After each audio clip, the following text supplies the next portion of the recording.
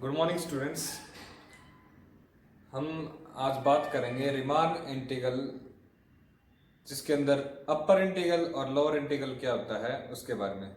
हमने अपने पिछले लेक्चर में उससे पिछले लेक्चर्स में अपर सम और लोअर सम के बारे में पढ़ा था, जो कि क्या होता है। फॉर एग्जांपल, अगर हम किसी भी close interval a to b का पार्टीशन लेते हैं, एनी पार्टीशन, फॉर एग्जांपल हमने यहाँ जैसे इसके अंदर सिर्फ ये पॉइंट्स ले लिए x0, x1, x2, x3, x4, then UFP, that is upper sum of f corresponding to this partition P, which contains these 4 points, is that del 1 m1, that is del 1 is the length of first subinterval, and this is capital M1, this is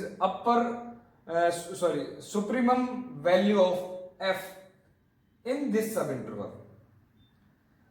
Similarly, this is length of second subinterval, and in second subinterval supreme value of f is capital M2, and similarly these, sum of these is the upper sum, and similarly we can find the lower sum, in which this is del 1 means length of first subinterval, and this is small m1, which is the infimum value of f in that subinterval, and similarly in this way all these sums is equal to the lower sum of f corresponding to partition P.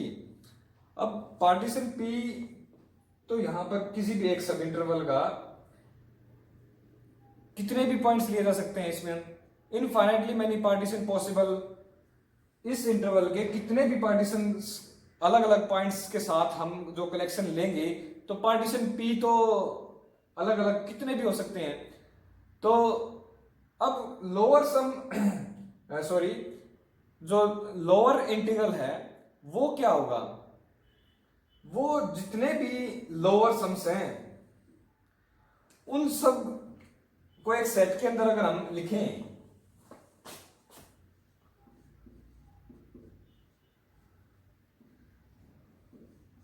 जितने भी partitions अलग अलग जितने भी हम लेंगे और सबका के कोरस्पोंडिंग लोअर सम जो निकाल लेंगे, उन सब को एक सेट के अंदर लिखें, और उसका जो सुप्रीमम है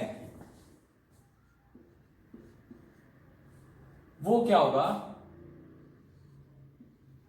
लोअर इंटीग्रल ऑफ f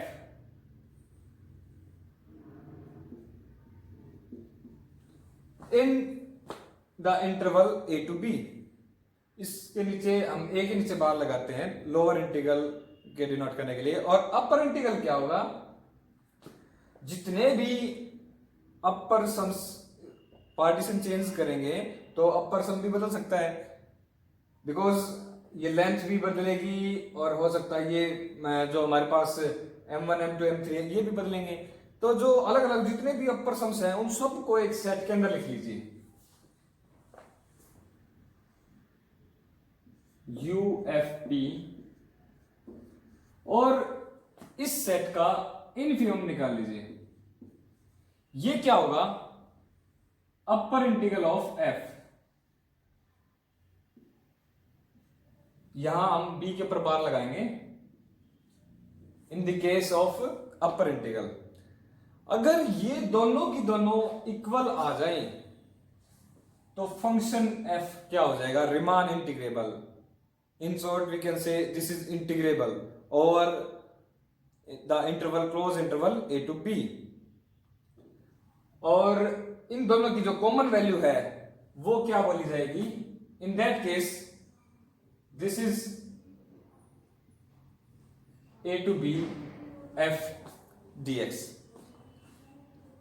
तो यहां सबसे पहली बात एक और आती है, इस लोअर सम का सुप्रीमम पॉसिबल तभी होएगा ना जब ये सेट बाउंडेड अबव हो। तो इस बात की गारंटी हमें कहां से मिलती है, अगर हम पिछले लेक्चर में हमने देखा था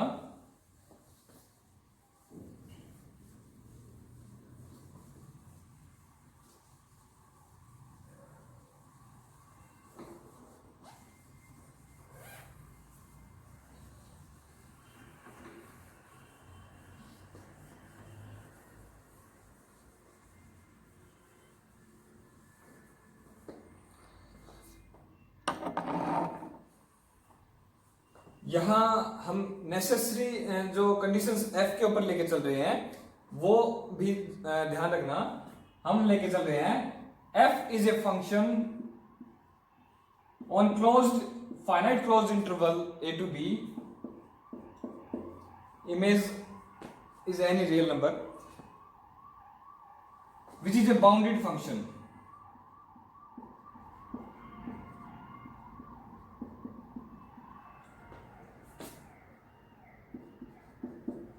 Let f from closed interval a to b to r be a bounded function. उसके बाद ही हम लोअर इंटीग्रल या अपर इंटीग्रल की बात करेंगे। और ऐसा लेने के बाद ही हमने याद होगा कि हमने दिखाया था lower sum less than equal to upper sum, और ये लेस देन इक्वल टू था capital M into b minus a। This is supreme value of f in the interval closed interval a to b, and this is infimum value of f in the closed interval a to b। ये दोनों एक तरह से constant हो गए, तो it means दोनों bounded हो जाएंगे। अगर फंक्शन बाउंडेड है तो अपर सम लोअर सम दोनों बाउंडेड हो जाएंगे। It means this is a bounded set and therefore its supremum exists, and this is a bounded set, therefore its infimum exists। Means upper integral lower integral हमेशा exist करेंगे, but function Riemann integrable होगा इस बात की कोई guarantee नहीं। Means they may be equal, they may not B equal. अब बात आती है कि अगर हमने फंक्शन को बाउंडेड लिया है तब बोलते हैं ये कंडीशन फॉलो होने पे रिमान इंटीग्रेबल होगा। लेकिन क्या हर एक बाउंडेड फंक्शन रिमान इंटीग्रेबल होगा? It may not be true. हर एक फंक्शन बाउंडेड फंक्शन का रिमान इंटीग्रेबल होना कोई जरूरी नहीं है। ये काफी इंपॉर्टेंट है। फॉर एग्जांपल अभी इस पे बात करेंगे।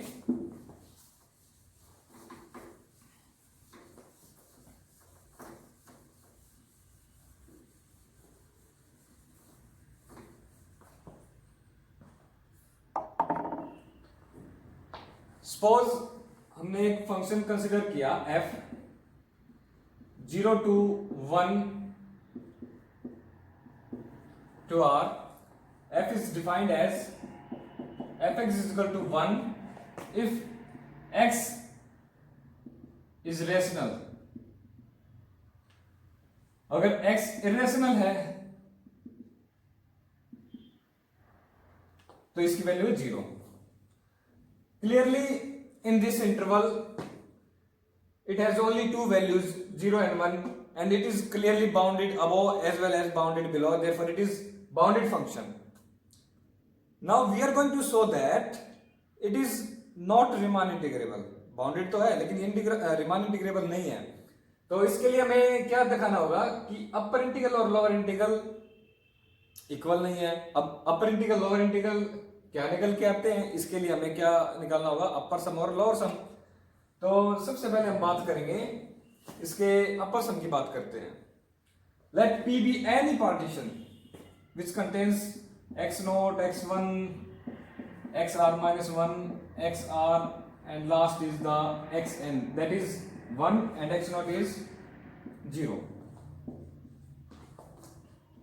It contains these n plus 1 points, and then UFP क्या होगा? del 1